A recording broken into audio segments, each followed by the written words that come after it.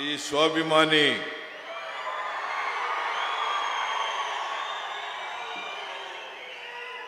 ಸಮಾವೇಶದಲ್ಲಿ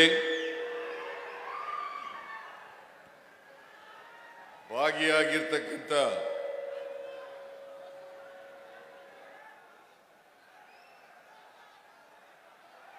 ನನ್ನ ಸಹೋದ್ಯೋಗಿ ಸಚಿವರಾದಂಥ ಡಾಕ್ಟರ್ ಎಸ್.ಸಿ. ಮಹದೇವಪ್ಪ ಅವರೇ, ಡಾಕ್ಟರ್ ಕೆ.ಎಚ್. ಮುನಿಯಪ್ಪ ಅವರೇ, ಸತೀಶ್ ಜಾರಕಿಹೊಳಿ ಅವರೇ, ಡಾಕ್ಟರ್ ಶರಣ್ ಪ್ರಕಾಶ್ ಪಾಟೀಲ್ ಅವರೇ, ಬೋಸರಾಜು ಅವರೇ,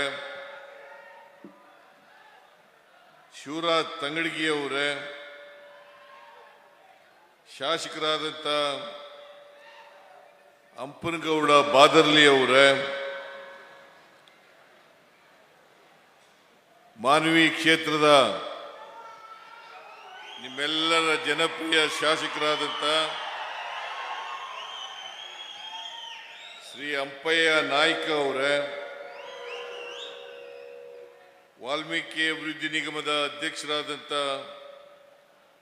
ಬಸನಗೌಡ ದದ್ದಲ್ ಅವರೇ, ಶಾಸಕರಾದಂಥ ಬಸನಗೌಡ ತುರ್ವಿಹಾಳ್ ಅವರೇ, ವಿಧಾನ ಪರಿಷತ್ತಿನ ಸದಸ್ಯರಾದಂಥ ಶರಣೇಗೌಡ ಬಯ್ಯಾಪುರ ಅವರೇ, ಚಂದ್ರಶೇಖರ್ ಪಾಟೀಲ್ ಅವರೇ, ಬಸನಗೌಡ ಬಾದರ್ಲಿ ಅವರೇ, ವಸಂತ್ ಕುಮಾರ್ ಅವರೇ, ಈ ಕಾರ್ಯಕ್ರಮವನ್ನು ಸಂಘಟನೆ ಮಾಡಿರ್ತಕ್ಕಂಥ ರವಿ ಬೋಸರಾಜ್ ಮತ್ತು ಅವರೆಲ್ಲ ಸ್ನೇಹಿತರುಗಳೇ,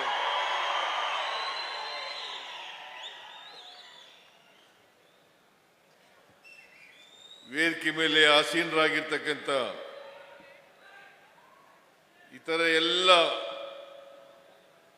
ಆಹ್ವಾನಿತರೆ, ಇಲ್ಲಿ ಇಷ್ಟೊಂದು ಬೃಹತ್ ಸಂಖ್ಯೆಯಲ್ಲಿ ಸೇರಿರ್ತಕ್ಕಂಥ ಆತ್ಮೀಯ ಅಣ್ಣ ತಮ್ಮಂದಿರೇ, ಅಕ್ಕ ತಂಗಿಯರೇ,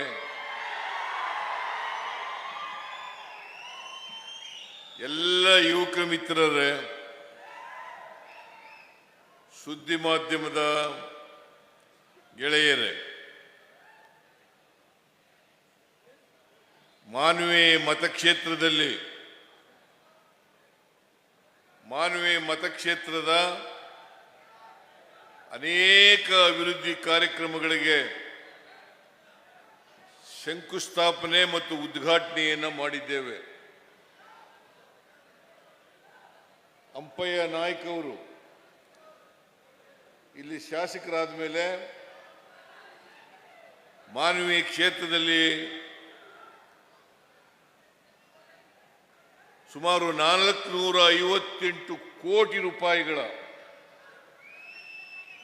ಅಭಿವೃದ್ಧಿ ಕಾರ್ಯಕ್ರಮಗಳಿಗೆ ಇವತ್ತು ಚಾಲನೆ ಕೊಡ್ತಕ್ಕಂಥ ಕೆಲಸವನ್ನು ನನ್ನ ಕೈನಿಂದ ಮತ್ತು ಇತರ ಮಂತ್ರಿಗಳ ಕೈನಿಂದ ಮಾಡಿಸಿದ್ದಾರೆ. ನಿನ್ನೆ ಬಾದರ್ಲಿ ಸಿಂಧನೂರಿನಲ್ಲಿ ಅಂಪನಗೌಡ ಬಾದರ್ಲಿ ಅವರು ಸಿಂಧನೂರಿಂದ ಮಾನ್ವಿಯಿಂದ ರಾಯಚೂರು ಗ್ರಾಮಾಂತರ ಕ್ಷೇತ್ರ, ಈ ಮೂರು ಕ್ಷೇತ್ರಗಳನ್ನು ಸೇರ್ತಕ್ಕಂಥ ರಸ್ತೆ, ಚತುಷ್ಪಥ ರಸ್ತೆ, 4 ಪಥದ ರಸ್ತೆ, ಆ ರಸ್ತೆ 1695 ಕೋಟಿ, ಸುಮಾರು 87 ಕಿಲೋಮೀಟರ್ ಉದ್ದದ ರಸ್ತೆ. ಆ ರಸ್ತೆಗೆ ನಿನ್ನೆ ಶಂಕುಸ್ಥಾಪನೆಯನ್ನು ಮಾಡಿದೋ, ಮಾನ್ವಿನಲ್ಲೂ ಕೂಡ ಶಂಕುಸ್ಥಾಪನೆಯನ್ನು ಮಾಡ್ತಾ ಇದ್ದೀವಿ. ಅದೇ ಶಂಕುಸ್ಥಾಪನೆ ಅಂದ್ರೆ ಭೂಮಿ ಪೂಜೆನೇ ನಮ್ಮ ಕಡೆ. ಓಕೆ, ನಿಮ್ಮ ಮಾತಿನಲ್ಲೇ ಭೂಮಿ ಪೂಜೆಯನ್ನು ಮಾಡಿದ್ದೇವೆ. ಬಹುಶಃ ದದ್ದಲ್ ಅವರ ಕಾನ್ಸ್ಟಿಟ್ಯೂನ್ಸಿನಲ್ಲಿ ಈ ಕೆಲಸ ಮುಗಿದ ಮೇಲೆ ಉದ್ಘಾಟನೆ ಮಾಡ್ತಕ್ಕಂಥ ಕೆಲಸವನ್ನ ಮಾಡ್ತೇವೆ.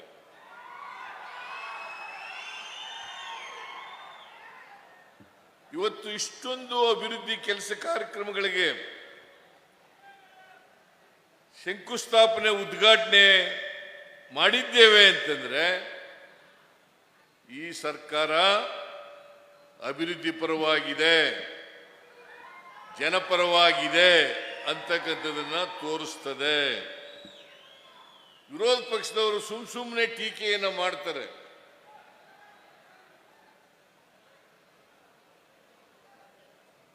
ಗ್ಯಾರಂಟಿ ಯೋಜನೆಗಳನ್ನು ಜಾರಿ ಕೊಟ್ಟ ಮೇಲೆ ಸರ್ಕಾರದಲ್ಲಿ ದುಡ್ಡಿಲ್ಲ, ಖಜಾನೆ ಎಲ್ಲ ಖಾಲಿಯಾಗ್ಬಿಟ್ಟಿದೆ. ಇದು ಎಂತ ಹಸಿ ಸುಳ್ಳು, ಬರೀ ಹಸಿ ಸುಳ್ಳು. ನಮ್ಮ ಹತ್ರ ದುಡ್ಡಿಲ್ಲದೆ ಹೋಗಿದ್ರೆ 1695 ಕೋಟಿ ರೂಪಾಯಿ ರಸ್ತೆ ಕೆಲಸಕ್ಕೆ ಭೂಮಿ ಪೂಜೆ ಮಾಡಲಿಕ್ಕೆ ಸಾಧ್ಯ ಆಗ್ತಾ ಇರಲಿಲ್ಲ. ಅಂಪಯ್ಯ ನಾಯಕರವರ ಕಾನ್ಸ್ಟಿಟ್ಯೂಯನ್ಸಿ ಮಾನವಿನಲ್ಲಿ 458 ಕೋಟಿ ರೂಪಾಯಿಗಳಿಗೆ ಗುದ್ಲಿ ಪೂಜೆಯನ್ನ ಉದ್ಘಾಟನೆಯನ್ನ ಮಾಡಲಿಕ್ಕೆ ಆಗ್ತಾ ಇರಲಿಲ್ಲ. ಇದನ್ನ ನೀವು ನೋಡಿದ್ರೆ ಹೆಂಗೆ ವಿರೋಧ ಪಕ್ಷದವರು ಸಹಿಸಿಕೊಳ್ಳಲಿಕ್ಕೆ ಸಾಧ್ಯ ಆಗದೇನೆ ಹೊಟ್ಟೆ ಉರಿಯಿಂದ ಸುಳ್ಳುಗಳನ್ನ ಹೇಳ್ತಾ ಇದ್ದಾರೆ ಅಂತಕ್ಕಂಥದನ್ನ ನಿಮಗೆ ತಿಳ್ಕೊಳ್ಳಲಿಕ್ಕೆ ಸಾಧ್ಯ ಆಗ್ತದೆ. ಬಿಜೆಪಿಯವರು, ಜೆಡಿಎಸ್ನವರು ನಾನು 2ನೇ ಬಾರಿ ಮುಖ್ಯಮಂತ್ರಿ ಆದ ಮೇಲೆ ನನ್ನ ಮೇಲೆ ಸುಳ್ಳು ಆರೋಪಗಳನ್ನು ಮಾಡಲಿಕ್ಕೆ ಪ್ರಾರಂಭ ಮಾಡಿದ್ದಾರೆ. ಸುಳ್ಳು ಆರೋಪಗಳನ್ನು ಮಾಡಿದ್ದಾರೆ. ಅದಕ್ಕೋಸ್ಕರನೇ ಈ ಸ್ವಾಭಿಮಾನಿ ಸಮಾವೇಶವನ್ನು ಏರ್ಪಾಡು ಮಾಡಿ ನಿಮ್ಮ ಮೂಲಕ ಅವರಿಗೆ ತಕ್ಕ ಉತ್ತರವನ್ನು ಕೊಡಬೇಕು ಅನ್ನೋ ಕಾರಣಕ್ಕೋಸ್ಕರ ಈ ಸ್ವಾಭಿಮಾನಿ ಸಭೆಯನ್ನು ಏರ್ಪಾಡು ಮಾಡಿರ್ತಕ್ಕಂಥದ್ದು. ಈ ಸ್ವಾಭಿಮಾನಿ ಸಭೆಯನ್ನು ಏರ್ಪಾಡು ಮಾಡಲಿಕ್ಕೆ ರವಿ ಬೋಸರಾಜ್ ಮತ್ತು ಅವರ ಸಂಗಡಿಗರು ಮತ್ತೆ ಬೋಸರಾಜು ಅವರು ಮತ್ತು ಇತರ ಎಲ್ಲ ಶಾಸಕರುಗಳು ಕೂಡ, ಈ ಜಿಲ್ಲೆಯ ಎಲ್ಲ ಶಾಸಕರುಗಳು ಕೂಡ ಶ್ರಮ ಪಟ್ಟಿದ್ದಾರೆ. ಇದು ಯಶಸ್ವಿ ಆಗಲಿಕ್ಕೆ ದುಡಿದಿದ್ದಾರೆ. ಅದಕ್ಕೋಸ್ಕರ ರವಿ ಬೋಸರಾಜು ಮತ್ತು ಇತರ ಎಲ್ಲ ಶಾಸಕರುಗಳಿಗೆ ನನ್ನ ಧನ್ಯವಾದಗಳನ್ನು ಈ ಸಂದರ್ಭದಲ್ಲಿ ಹೇಳಲಿಕ್ಕೆ ಬಯಸ್ತಾ ಇದ್ದೇನೆ. ಮಾನ್ಯ ಬಂಧುಗಳೇ, 2013ರಲ್ಲಿ ಈ ರಾಜ್ಯದ ಜನರು 122 ಸ್ಥಾನಗಳನ್ನು ಗೆಲ್ಲಿಸಿಕೊಳ್ಳಿಸೋದ್ರ ಮೂಲಕ ನಮಗೆ ಆಶೀರ್ವಾದವನ್ನು ಮಾಡಿದ್ರು ಕಾಂಗ್ರೆಸ್ ಪಕ್ಷಕ್ಕೆ. ನಾನು 5 ವರ್ಷಗಳ ಕಾಲ ಮುಖ್ಯಮಂತ್ರಿಯಾಗಿದ್ದೆ. ಬಹುಶಃ ದೇವರಾಜ ಅರಸರವರನ್ನ ಬಿಟ್ಟರೆ 5 ವರ್ಷ ತುಂಬಿಸಿದವರು. 5 ವರ್ಷ ತುಂಬಿಸಿದಂತ ಮುಖ್ಯಮಂತ್ರಿ ಯಾರಾದರೂ ಇದ್ರೆ ಅದು ಸಿದ್ದರಾಮಯ್ಯ ಅಂತಕ್ಕಂಥ ಮಾತುಗಳನ್ನು ಹೇಳಲಿಕ್ಕೆ ಬಯಸ್ತಾ ಇದ್ದೇನೆ. ಬರೀ 5 ವರ್ಷ ಪೂರ್ಣಗೊಳಿಸಲಿಲ್ಲ. 5 ವರ್ಷದಲ್ಲಿ ಅನ್ನಭಾಗ್ಯ, ಕ್ಷೀರಭಾಗ್ಯ, ಕ್ಷೀರಧಾರೆ, ಕೃಷಿ ಭಾಗ್ಯ, ಇಂದಿರಾ ಕ್ಯಾಂಟೀನ್, ಮೈತ್ರಿ, ಮನಸ್ವಿನಿ, ವಿದ್ಯಾಸಿರಿ, ಶಿವಭಾಗ್ಯ, ಶಾದಿ ಭಾಗ್ಯ, ಪಶು ಭಾಗ್ಯ, ಹೀಗೆ ಎಲ್ಲ ಕಾರ್ಯಕ್ರಮಗಳನ್ನು ಜಾರಿಗೆ ಕೊಟ್ಟೆ. ಯಾರೂ ಕೂಡ ಇನ್ನೊಬ್ಬರ ಮನೆ ಹತ್ರ ಹೋಗಿ ಅನ್ನಕ್ಕೋಸ್ಕರ ಕೈ ಒಡ್ಡಬಾರದು.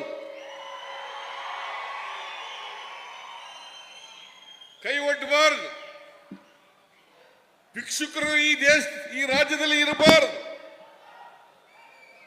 ಎಲ್ಲರೂ ಕೂಡ ಅನ್ನ ಊಟ ಮಾಡ್ತಕ್ಕಂಥ ಪರಿಸ್ಥಿತಿ ಆಗಬೇಕು. ಕರ್ನಾಟಕ ಹಸಿವು ಮುಕ್ತ ರಾಜ್ಯ ಆಗಬೇಕು ಅಂತೇಳಿ ಈ ಕಾರ್ಯಕ್ರಮವನ್ನು ಜಾರಿ ಕೊಟ್ಟದ್ದು.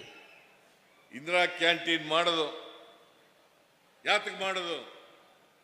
ಈ ನಾಡಿನ ಬಡವರು, ಈ ನಾಡಿನ ಕಾರ್ಮಿಕರು, ಈ ನಾಡಿನ ವಿದ್ಯಾರ್ಥಿಗಳು, ಈ ನಾಡಿನ ಬೇರೆ ಬೇರೆ ರಾಜ್ಯಗಳಿಂದ ಬರ್ತಕ್ಕಂಥ ಜನರು ಅವರೆಲ್ಲರೂ ಕೂಡ ಕಡಿಮೆ ದರದಲ್ಲಿ ಬ್ರೇಕ್ಫಾಸ್ಟ್ ಅನ್ನ ತಿಂಡಿಯನ್ನ ಊಟವನ್ನ ಮಾಡಬೇಕು ಅನ್ನೋ ಕಾರಣಕ್ಕೋಸ್ಕರ ಆ ಕಾರ್ಯಕ್ರಮವನ್ನು ಜಾರಿಗೆ ತಗೊಂಡ್ಬಂದು ನಾವು ಮುಂದಿನ 2013ರಿಂದ 2018ರವರೆಗೆ ಇದ್ದಂತ ಕಾರ್ಯಕ್ರಮ ಅದಾದ ಮೇಲೆ 1 ವರ್ಷ 2 ತಿಂಗಳು ಕುಮಾರಸ್ವಾಮಿ ಮುಖ್ಯಮಂತ್ರಿ ಆಗಿದ್ರು, ಏನು ಮಾಡಲಿಲ್ಲ. ಅದಕ್ಕೆ ಒಂದು ಮಾತನ್ನ ಹೇಳ್ತಾರೆ, ಕೊಟ್ಟ ಕುದುರೆಯನ್ನು ಏರಲಾರದವರು ಧೀರರು ಅಲ್ಲ, ಶೂರರು ಅಲ್ಲ.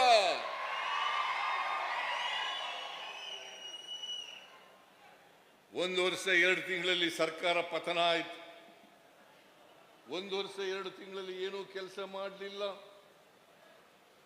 ಆಮೇಲೆ ಬಿಜೆಪಿಯವರು ವಾಮ ಮಾರ್ಗದಿಂದ 17 ಜನ ಶಾಸಕರನ್ನ ಕೊಂಡ್ಕೊಂಡು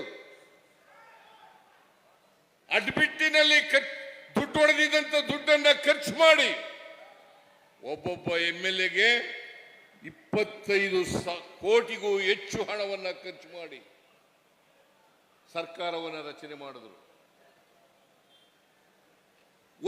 3 ವರ್ಷ 10 ತಿಂಗಳು ಅಧಿಕಾರದಲ್ಲಿದ್ದರು.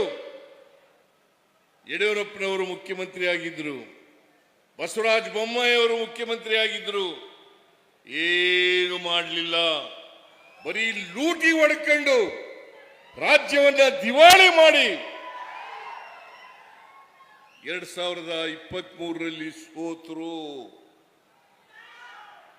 2023ರಲ್ಲಿ ಈ ರಾಜ್ಯದ ಜನ ನೀವು ನನಗೆ ಮತ್ತು ನಮ್ಮ ಪಕ್ಷಕ್ಕೆ ಆಶೀರ್ವಾದವನ್ನು ಮಾಡಿ 136 ಸ್ಥಾನಗಳನ್ನು ಗೆಲ್ಲಿಸ್ಕೊಟ್ರಿ. 136 ಸ್ಥಾನಗಳನ್ನು ಗೆಲ್ಲಿಸ್ಕೊಟ್ರಿ. ಬಿಜೆಪಿ ಯಾವತ್ತೂ ಕೂಡ ಜನರ ಆಶೀರ್ವಾದವನ್ನು ಪಡೆದು ಅಧಿಕಾರಕ್ಕೆ ಬಂದಿಲ್ಲ. 2008 ಇರಬಹುದು, 2018 ಇರಬಹುದು, ಎರಡೂ ಸಂದರ್ಭಗಳಲ್ಲಿ ಹಿಂಬಾಗಿಲಿನಿಂದ ಅಧಿಕಾರಕ್ಕೆ ಬಂದಿದ್ದಾರೆ ಹೊರತು ಅವರು ಜನರ ಬೆಂಬಲವನ್ನ, ಜನರ ಆಶೀರ್ವಾದವನ್ನ, ಜನರ ಮ್ಯಾಂಡೇಟ್ ಅನ್ನ ಪಡೆದು ಅಧಿಕಾರಕ್ಕೆ ಬಂದವರಲ್ಲ. 2 ಬಾರಿ ಅಧಿಕಾರ ಮಾಡಿದ್ರು ಕೂಡ ಯಾವತ್ತೂ ಕೂಡ ಜನರ ಆಶೀರ್ವಾದ ಇರಲಿಲ್ಲ ಅವರಿಗೆ. ನಾವು 2013ರಲ್ಲಿ ಜನರ ಆಶೀರ್ವಾದ ಇನ್ನೂ 122 ಸ್ಥಾನಗಳನ್ನು ಗೆದ್ದು, 2023ರಲ್ಲಿ 136 ಸ್ಥಾನಗಳನ್ನು ಗೆದ್ದು ಜನ ನಮಗೆ ಆಶೀರ್ವಾದವನ್ನು ಮಾಡಿದ್ರು. 2023ರಲ್ಲಿ ನಾವು ಜನರಿಗೆ ವಚನವನ್ನೇ ಕೊಟ್ಟಿದ್ದು, ನಾವು ಅಧಿಕಾರಕ್ಕೆ ಬಂದರೆ 5 ಗ್ಯಾರಂಟಿಗಳನ್ನ ಜಾರಿ ಕೊಡ್ತೇವೆ. 5 ಗ್ಯಾರಂಟಿಗಳನ್ನ, ಪಂಚ ಗ್ಯಾರಂಟಿಗಳನ್ನ ಜಾರಿ ಕೊಡ್ತೇವೆ. ನಾವು ನುಡಿದಂತೆ ನಡೆದಿದ್ದೇವೆ, ಕೊಟ್ಟ ಮಾತಿನಂತೆ ನಡ್ಕೊಂಡಿದ್ದೇವೆ. ಇವತ್ತು ಶಕ್ತಿ ಯೋಜನೆ ಕರ್ನಾಟಕದಲ್ಲಿರ್ತಕ್ಕಂಥ 7 ಕೋಟಿ ಜನರಲ್ಲಿ 3.5 ಕೋಟಿ ಜನ ಮಹಿಳೆಯರು. ಆ 3.5 ಕೋಟಿ ಜನ ಇವತ್ತು ಸರ್ಕಾರದ KSRTC ಬಸ್ಗಳಲ್ಲಿ ಫ್ರೀಯಾಗಿ ಪ್ರಯಾಣ ಮಾಡ್ತಾ ಇದ್ದಾರೆ.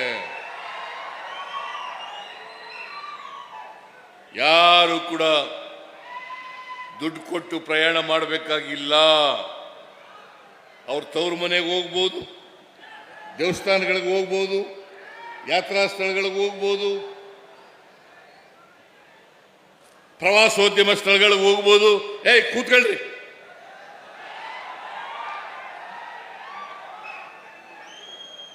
ಯಾತ್ರಾ ಸ್ಥಳಗಳಿಗೆ ಹೋಗ್ಬೋದು, ಪ್ರವಾಸೋದ್ಯಮ ಸ್ಥಳಗಳಿಗೆ ಹೋಗ್ಬೋದು.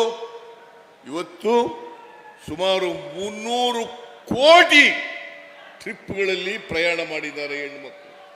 300 ಕೋಟಿ ಟ್ರಿಪ್ಗಳಲ್ಲಿ ಪ್ರಯಾಣ ಮಾಡಿದ್ದಾರೆ. ಗೃಹಲಕ್ಷ್ಮಿ ಯೋಜನೆ ಮನೆ ಒಡತಿಗೆ ಸುಮಾರು 1,21,00,000 ಕುಟುಂಬಗಳಿಗೆ ಮನೆ ಯಜಮಾನಿಗೆ ತಿಂಗಳಿಗೆ 2,000 ರೂಪಾಯಿ 2,000 ರೂಪಾಯಿ. ಗೃಹ ಜ್ಯೋತಿ ಯೋಜನೆಗೆ 1,60,00,000 ಕುಟುಂಬಗಳಿಗೆ 200 ಯೂನಿಟ್ ವರೆಗೆ ಫ್ರೀ ಕರೆಂಟ್, 200 ಯೂನಿಟ್ ವರೆಗೆ ಫ್ರೀ ಕರೆಂಟ್. ಅನ್ನಭಾಗ್ಯ, ಹಿಂದೆ ನಾನಿದ್ದಾಗ 5 ಕೆಜಿ ಅಕ್ಕಿಯನ್ನ ಫ್ರೀಯಾಗಿ ಕೊಡ್ತಾ ಇದ್ದೆ, ಅದನ್ನು ಮುಂದುವರಿಸಿದ್ರು. ನಾವು ಅಧಿಕಾರಕ್ಕೆ ಬಂದ್ರೆ ಇನ್ನೂ 5 ಕೆಜಿಯನ್ನು ಕೊಡ್ತೇವೆ ಅಂತ ಹೇಳಿದ್ರು. ಆದರೆ ಕೇಂದ್ರ ಸರ್ಕಾರದವರು ಸಹಕಾರ ಮಾಡಲಿಲ್ಲ, ಅಕ್ಕಿ ಕೊಡಲಿಲ್ಲ. ಬಡವರಿಗೆ ಅಕ್ಕಿ ಕೊಡ್ತೀವಿ, ಕೊಡ್ರಿ, ಅಕ್ಕಿ ನಿಮ್ಮ ಹತ್ರ ಇದೆ, ದುಡ್ಡು ಕೊಡ್ತೀವಿ, ಫ್ರೀಯಾಗಿ ಕೊಡಬೇಡಿ ಅಂತ ಹೇಳಿದ್ರು ಕೂಡ ಅಕ್ಕಿ ಕೊಡಲಿಲ್ಲ. ಮುನಿಯಪ್ಪನವರು ಇಲ್ಲೇ ಕೂತಿದ್ದಾರೆ, ಡೆಲ್ಲಿಗೆ ಹೋಗಿದ್ರು, ಆಹಾರ ಸಚಿವರನ್ನ ಭೇಟಿ ಮಾಡಿದ್ರು, ಅಕ್ಕಿ ಕೊಡ್ರಿ, ದುಡ್ಡು ಕೊಡ್ತೀವಿ ಅಂತಂದ್ರು, ಕೊಡ್ಲಿಲ್ಲ. ಅದಕ್ಕೋಸ್ಕರ ಇವತ್ತು ಪ್ರತಿಯೊಬ್ಬ ವ್ಯಕ್ತಿಗೆ 5 ಕೆಜಿ ಅಕ್ಕಿಗೆ ತೆಗೆತಕ್ಕಂಥ ಹಣ 170 ರೂಪಾಯಿಗಳನ್ನ ಅವರ ಅಕೌಂಟ್ಗೆ ಜಮಾ ಮಾಡ್ತಕ್ಕಂಥ ಕೆಲಸವನ್ನು ಮಾಡ್ತಾ ಇದ್ದೀವಿ. ಹೌದಾ ಅಲ್ಲ?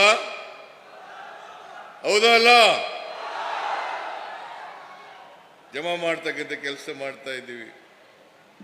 ಶಕ್ತಿ ಯೋಜನೆ, ಗೃಹಲಕ್ಷ್ಮಿ ಯೋಜನೆ, ಗೃಹ ಜ್ಯೋತಿ ಯೋಜನೆ, ಅನ್ನಭಾಗ್ಯ ಯೋಜನೆ, ಮತ್ತೆ ಯುವ ನಿಧಿ ಯೋಜನೆ. ಯಾರು ಯುವಕರು ಯುವತಿಯರು ಗ್ರಾಜ್ಯುಯೇಟ್ಗಳಾಗಿ ಕೆಲಸ ಸಿಕ್ಕಿರಲ್ಲ, 23-24ರಲ್ಲಿ ಪಾಸ್ ಮಾಡದಂಥವ್ರು, ಡಿಪ್ಲೊಮಾ ಪಾಸ್ ಮಾಡ್ಕೊಂಡಿರ್ತಕ್ಕಂಥವ್ರು, ಗ್ರಾಜ್ಯುಯೇಟ್ಗಳಿಗೆ 3,000 ರೂಪಾಯಿ ತಿಂಗಳಿಗೆ, ಡಿಪ್ಲೊಮಾ ಹೋಲ್ಡರ್ಸ್ಗೆ 1,500 ರೂಪಾಯಿ ತಿಂಗಳಿಗೆ ಈ ಕಾರ್ಯಕ್ರಮವನ್ನು ಜಾರಿ ಕೊಟ್ಟಿದ್ದೀವಿ. ಇವೆಲ್ಲ ಈ 5 ಕಾರ್ಯಕ್ರಮಗಳನ್ನ ನಾವು ಅಧಿಕಾರಕ್ಕೆ ಬಂದ 8 ತಿಂಗಳಲ್ಲಿ ಜಾರಿ ಕೊಟ್ಟು, ಇದು ಅವರಿಗೆ ತಡ್ಕೊಳ್ಳಿಕ್ಕಾಗಲಿಲ್ಲ. ಬಿಜೆಪಿ ಅವರಿಗೆ, ಜೆಡಿಎಸ್ನವರಿಗೆ. ಬಡವರಿಗೆ ಶಕ್ತಿ ತುಂಬುತ್ತಾ ಇದ್ದಾರೆ, ಬಡವರಿಗೆ ಆರ್ಥಿಕ ಸಾಮಾಜಿಕ ಕಾರ್ಯಕ್ರಮಗಳನ್ನು ಕೊಡ್ತಾ ಇದ್ದಾರೆ. ನಾವು ಯಾವುದೇ ಜಾತಿ ಮಾಡಲಿಲ್ಲ, ಯಾವುದೇ ಧರ್ಮ ಮಾಡಲಿಲ್ಲ. ಈ ದೇಶದ ಬಡವರು, ದಲಿತರು, ಹಿಂದುಳಿದವರು, ಅಲ್ಪಸಂಖ್ಯಾತರು, ಮಹಿಳೆಯರು, ಕಾರ್ಮಿಕರು, ಇವರೆಲ್ಲರಿಗೂ ಕೂಡ ಇವತ್ತು ಅವರಿಗೆ ಶಕ್ತಿ ತುಂಬತಕ್ಕಂಥ ಕೆಲಸವನ್ನು ಮಾಡಿದ್ದೇವೆ. ಇದನ್ನ ಬಿಜೆಪಿಯವರಿಗೆ, ಜೆಡಿಎಸ್ನವರಿಗೆ ಸಹಿಸ್ಕೊಳ್ಳಕ್ಕಾಗಲಿಲ್ಲ. ಎಷ್ಟು ಹತಾಶರಾದರು ಅಂತಂದ್ರೆ, ನನ್ನ ಹೆಂಡತಿ ಯಾವತ್ತೂ ಕೂಡ ರಾಜಕೀಯಕ್ಕೆ ಬಂದವಳಲ್ಲ, ಯಾವತ್ತೂ ಕೂಡ ಹೊರಗಡೆ ಬಂದವಳಲ್ಲ. ಅಂತವಳನ್ನ ಇವತ್ತು ಬೀದಿಗೆ ತಂದಿದ್ದೀರಲ್ಲ, ಇದು ನ್ಯಾಯನಾ? ನೀವು ಒಪ್ಕೊಳ್ಳಿಕ್ಕೆ ತಯಾರಾಗಿದ್ದೀರಾ ಅಂತಕ್ಕಂಥ ಪ್ರಶ್ನೆಯನ್ನ ಇವತ್ತು ನೀವು ಕೇಳಬೇಕಾಗ್ತದೆ. ಯಾವತ್ತೂ ಕೂಡ ಬಂದವರಲ್ಲ. ನಾನು ಏನ್ ತಪ್ಪು ಮಾಡಿದ್ದೀನಿ? ನಿಮಗೆ 5 ಗ್ಯಾರಂಟಿಗಳು ಕೊಟ್ಟದ್ದು ತಪ್ಪ? ಅನ್ನಭಾಗ್ಯ ಮಾಡೋದು ತಪ್ಪ? ಇಂದಿರಾ ಕ್ಯಾಂಟೀನ್ ಮಾಡೋದು ತಪ್ಪ? ಕ್ಷೀರ ಭಾಗ್ಯ ಮಾಡೋದು ತಪ್ಪ? ಕ್ಷೀರಧಾರೆ ಮಾಡೋದು ತಪ್ಪ? ವಿದ್ಯಾಸಿರಿ ಮಾಡೋದು ತಪ್ಪ? ಮಾತೃಪೂರ್ಣ ಕಾರ್ಯಕ್ರಮ ಜಾರಿಗೆ ತಗೊಂಬಂದ ತಪ್ಪ? ನೀವೇ ಹೇಳಿ, ಏನ್ ತಪ್ಪು ಮಾಡಿದ್ದೀನಿ? ಏನ್ ತಪ್ಪು ಮಾಡಿದ್ದೀನಿ? ನಾನು ಯಾವುದೇ ತಪ್ಪನ್ನ ಮಾಡದೇ ಇದ್ರೂ ಕೂಡ ನನ್ನ ಮೇಲೆ ಕಪ್ಪು ಚುಕ್ಕಿಯನ್ನು ಇಡಬೇಕು, ರಾಜಕೀಯವಾಗಿ ಹಣಿಬೇಕು. ಸಿದ್ದರಾಮಯ್ಯನವರ ಸರ್ಕಾರ ಒಂದೇ ಒಂದು ಕಾರಣ ಏನಪ್ಪ ಅಂತಂದ್ರೆ, ನಾನು ಹಿಂದುಳಿದ ಜಾತಿಗೆ ಸೇರಿದಂಥವನು. ಒಟ್ಟೂರಿ ಇವರಿಗೆ, ಅಶೋಕನಿಗೆ ಒಟ್ಟೂರಿ, ಯಡಿಯೂರಪ್ಪನಿಗೆ ಒಟ್ಟೂರಿ, ಯಡಿಯೂರಪ್ಪನ ಮಗನಿಗೆ ಒಟ್ಟೂರಿ, ಕುಮಾರಸ್ವಾಮಿಗೆ ಒಟ್ಟೂರಿ, ಇದನ್ನ ನೀವು ಸಹಿಸ್ಕೊಳ್ಳಕ್ ತಯಾರಾಗಿದ್ದೀರಾ? ಇದನ್ನು ಸಹಿಸ್ಕೊಳ್ಳಕ್ ತಯಾರಾಗಿದ್ದೀರಾ? ನಾನು ಒಂದೇ ಒಂದು ಮಾಡಿದ ತಪ್ಪೇನಪ್ಪ ಅಂತಂದ್ರೆ, ಈ ರಾಜ್ಯದ ಬಡವರಿಗೆ ಆರ್ಥಿಕವಾಗಿ ಸಾಮಾಜಿಕವಾಗಿ ಶಕ್ತಿ ತುಂಬಬೇಕು. ಬಾಬಾ ಸಾಹೇಬ್ ಅಂಬೇಡ್ಕರ್ ಅವರು ಕೊಟ್ಟಿರ್ತಕ್ಕಂಥ ಸಂವಿಧಾನದ ರೀತಿಯ ಬರೀ ರಾಜಕೀಯ ಸ್ವಾತಂತ್ರ್ಯ ಸಿಕ್ಕಿದ್ರೆ ಸಾಲದು, ಎಲ್ಲ ಬಡವರಿಗೂ ಕೂಡ ಸಾಮಾಜಿಕ ಸ್ವಾತಂತ್ರ್ಯ ಸಿಕ್ಕಬೇಕು, ಆರ್ಥಿಕ ಸ್ವಾತಂತ್ರ್ಯ ಸಿಕ್ಕಬೇಕು. ಆಗ ಮಾತ್ರ ಬಸವಾದಿ ಶರಣರು ಹೇಳಿದಂತ ಸಮಾಜವನ್ನು ನಿರ್ಮಾಣ ಮಾಡಲಿಕ್ಕೆ ಸಾಧ್ಯ ಆಗ್ತದೆ. ಹೌದಲ್ಲ? ನೀವೆಲ್ಲ ಸ್ವಾಭಿಮಾನದಿಂದ ಬದುಕಬೇಕಲ್ಲ? ಸ್ವಾಭಿಮಾನದಿಂದ ಬದುಕಬೇಕಾದ್ರೆ ಆರ್ಥಿಕವಾಗಿ ಶಕ್ತಿ ಇರಬೇಕಲ್ಲ? ನಿಮ್ಗೆಲ್ರಿಗೂ ಶಿಕ್ಷಣ ಸಿಗ್ಬೇಕಲ್ಲ? ಇದು ನಾವು ಮಾಡಿದಂತ ಅವ್ರ ಪ್ರಕಾರ ದೊಡ್ಡ ತಪ್ಪು. ಅದನ್ನು ಸಹಿಸ್ಕೊಳ್ಳಕ್ಕಾಗ್ಲಿಲ್ಲ ಅವರಿಗೆ. 371J ಬಿಜೆಪಿಯವರು ಮಾಡಲಿಲ್ಲ. ಮಹದೇವಪ್ಪ ಪ್ರಸ್ತಾಪ ಮಾಡಿದ್ರು. ವಾಜಪೇಯಿ ಅವರು ಪ್ರಧಾನಮಂತ್ರಿ ಆಗಿರುವಾಗ ಲಾಲ್ ಕೃಷ್ಣ ಅದ್ವಾನಿಯವರು ಉಪ ಪ್ರಧಾನಿ, ಈ ದೇಶದ ಹೋಮ್ ಮಿನಿಸ್ಟರ್ SM ಕೃಷ್ಣ ಅವರು ಈ ರಾಜ್ಯದ ಮುಖ್ಯಮಂತ್ರಿಯಾಗಿ ಪತ್ರ ಬರೀತಾರೆ. 371J ಮಾಡಿ ಸಂವಿಧಾನಕ್ಕೆ ತಿದ್ದುಪಡಿ ತಗೊಬರ್ರಿ ಅಂತೇಳಿ. ಅದಕ್ಕೆ ಉತ್ತರ ಏನ್ ಕೊಡ್ತಾರೆ ಗೊತ್ತಾ ಅದ್ವಾನಿಯವರು? ಮಾಡಕ್ಕಾಗಲ್ಲ. ರೈಟಿಂಗ್ ಅಲ್ಲಿ ಕೊಟ್ಟಿದ್ದಾರೆ, ಮಾಡಕ್ಕಾಗಲ್ಲ. ಮಾಡಿದ್ರೆ ಬೇರೆ ರಾಜ್ಯಗಳಲ್ಲಿ ಬೆಂಕಿ ಎತ್ಕೊಂಡ್ಬಿಡ್ತದೆ.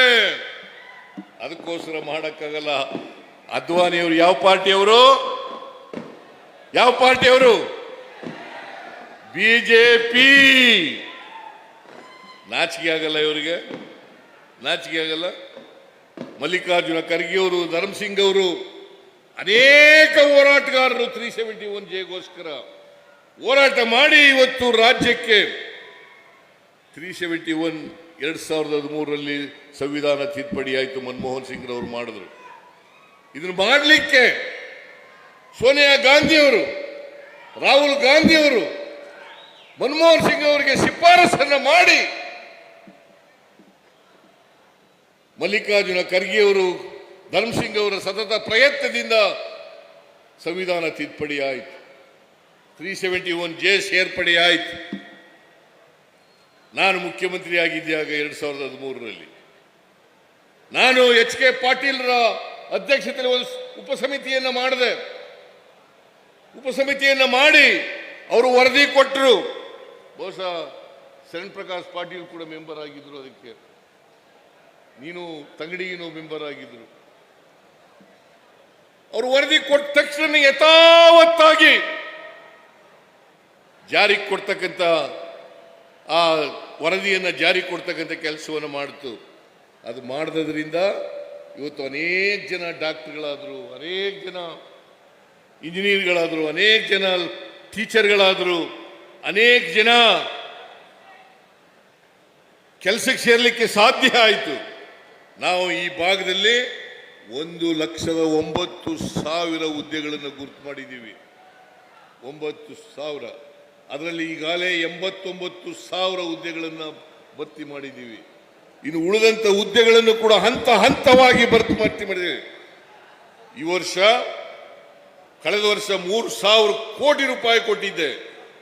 ಈ ವರ್ಷ 5,000 ಕೋಟಿ ರೂಪಾಯಿಗಳನ್ನ ಹೈದರಾಬಾದ್ ಕರ್ನಾಟಕ, ಕಲ್ಯಾಣ ಕರ್ನಾಟಕ ಅಭಿವೃದ್ಧಿಗೆ ಕೊಟ್ಟಿದ್ದೇನೆ. ಬಿಜೆಪಿಯವರು ಕೊಟ್ಟಿದ್ರ? ಬಿಜೆಪಿಯವರು ಕೊಡ್ಲಿಕ್ಕಾಗಿರ್ಲಿಲ್ಲ. ಯಾವತ್ತೂ ಕೂಡ ಅವರು ಅಭಿವೃದ್ಧಿ ಕೆಲಸಗಳು ಮಾಡಿರಲಿಲ್ಲ.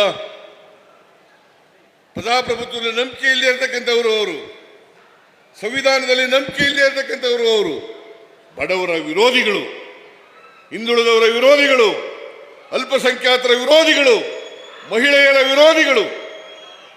ಯಾಕಂತಂದ್ರೆ ಸಾಮಾಜಿಕ ನ್ಯಾಯಕ್ಕೆ ವಿರುದ್ಧವಾಗಿರ್ತಕ್ಕಂಥವರು ಭಾರತೀಯ ಜನತಾ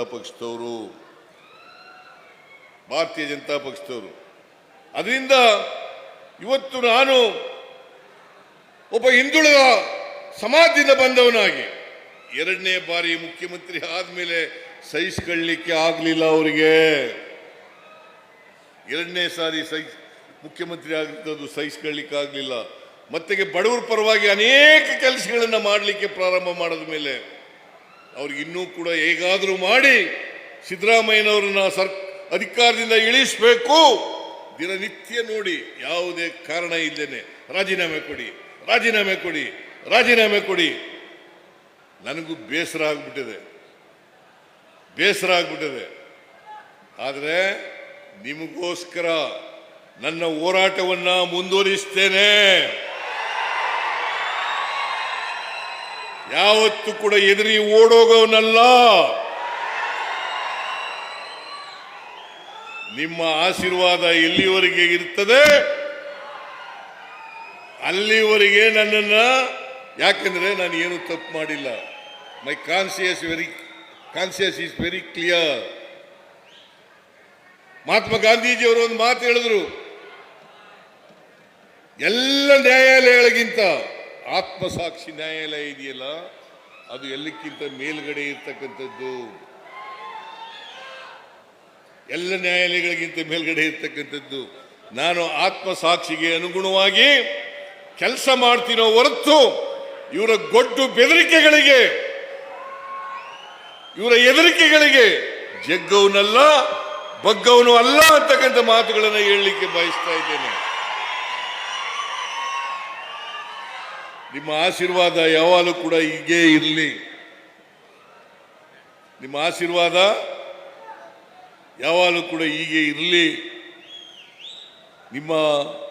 ನಾವು ಏನೇನು ಒಳ್ಳೆ ಕೆಲಸಗಳನ್ನು ಮಾಡಿದ್ದೇವೆ ಆ ಎಲ್ಲ ಕೆಲಸಗಳನ್ನು ಮುಂದುವರಿಸ್ತಕ್ಕಂಥ ಕೆಲಸವನ್ನು ಮಾಡ್ತೀವಿ. ಮೊನ್ನೆ ಸೆಪ್ಟೆಂಬರ್ 17ನೇ ತಾರೀಕು ಕಲಬುರಗಿನಲ್ಲಿ ಕ್ಯಾಬಿನೆಟ್ ಮೀಟಿಂಗ್ ಮಾಡೋದು. ಕ್ಯಾಬಿನೆಟ್ ಮೀಟಿಂಗ್ ಮಾಡಿ 11,770 ಕೋಟಿ ರೂಪಾಯಿಗಳಿಗೆ ಮಂಜೂರಾತಿಯನ್ನು ಕೊಟ್ಟು 11,770 ಕೋಟಿ ಇಡೀ 7 ಜಿಲ್ಲೆಗಳಿಗೆ ಹೈದರಾಬಾದ್ ಕರ್ನಾಟಕದ 7 ಜಿಲ್ಲೆಗಳಿಗೆ ಒಂದೇ ಕ್ಯಾಬಿನೆಟ್ ಮೀಟಿಂಗ್ ನಲ್ಲಿ 11,770 ಕೋಟಿ. ಒಟ್ಟು ನಾವು 12,692 ಕೋಟಿ ಮಾಡಿದ್ದು.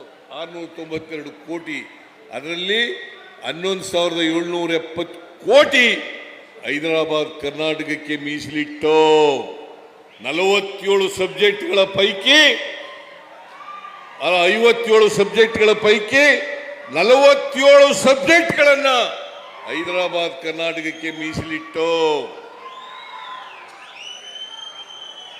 ಈಗ ಹೈದರಾಬಾದ್ ಕರ್ನಾಟಕಕ್ಕೆ ಭದ್ರಾಗಿ ಬಡವರಿಗೆ ಆರ್ಥಿಕವಾಗಿ ಸಾಮಾಜಿಕವಾಗಿ ಶಕ್ತಿ ಕೊಡಲಿಕ್ಕೆ ಭದ್ರಾಗಿ ನೇರವಾಗಿ ಇವತ್ತು ಮಧ್ಯವರ್ತಿಗಳ ಹಾವಳಿ ಇಲ್ಲ. ಈ 5 ಗ್ಯಾರಂಟಿ ಯೋಜನೆಗಳನ್ನು ಮಾಡಿದೀವಲ್ಲ, ಇದರಲ್ಲಿ ಯಾರೇ ಮಧ್ಯವರ್ತಿಗಳಿಲ್ಲ.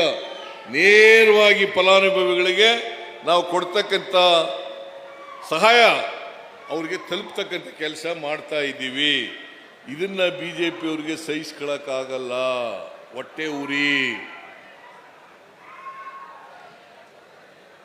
ಆ ಕಾರಣದಿಂದ ಬಿಜೆಪಿಯವರಿಗೆ ತಕ್ಕ ಪಾಠ ಕಲಿಸೋರು ಯಾರು? ಕೈ ಎತ್ತಿ ನೋಡೋಣ. ನೀವೇ ಉತ್ತರ ಕೊಡಬೇಕು. ಅದಕ್ಕೋಸ್ಕರ ಈ ಸ್ವಾಭಿಮಾನಿ ಸಮಾವೇಶವನ್ನ ಈ ಭಾಗದಲ್ಲಿ, ಹೈದರಾಬಾದ್ ಕರ್ನಾಟಕ ಭಾಗದಲ್ಲಿ ಏರ್ಪಾಡು ಮಾಡಿರ್ತಕ್ಕಂಥದ್ದು. ನೀವೆಲ್ಲ ಈ ಕಾರ್ಯಕ್ರಮಕ್ಕೆ ಬಹಳ ದೊಡ್ಡ ಸಂಖ್ಯೆಯಲ್ಲಿ ಬಂದಿದ್ದೀರಿ. ಈ ದೊಡ್ಡ ಸಂಖ್ಯೆಯನ್ನು ಸೇರಿಸಲಿಕ್ಕೆ ಬಹಳ ಜನ ಶ್ರಮ ಪಟ್ಟಿದ್ದಾರೆ. ಎಲ್ಲ ಶಾಸಕರುಗಳು, ರವಿ ಬೋಸರಾಜ್ ಅವರು ಇವರೆಲ್ಲರೂ ಕೂಡ ಶ್ರಮ ಪಟ್ಟಿದ್ದಾರೆ. ಮತ್ತೆ ನೀವೆಲ್ಲರೂ ಕೂಡ ಬಂದಿದ್ದೀರಿ. ಅದಕ್ಕೋಸ್ಕರ ಅವರಿಗೆ ಮತ್ತು ನಿಮಗೆ ಧನ್ಯವಾದಗಳನ್ನು ಹೇಳಿ ನನ್ನ ಮಾತನ್ನು ಮುಗಿಸ್ತೇನೆ. ಜೈ ಹಿಂದ್, ಜೈ ಕರ್ನಾಟಕ.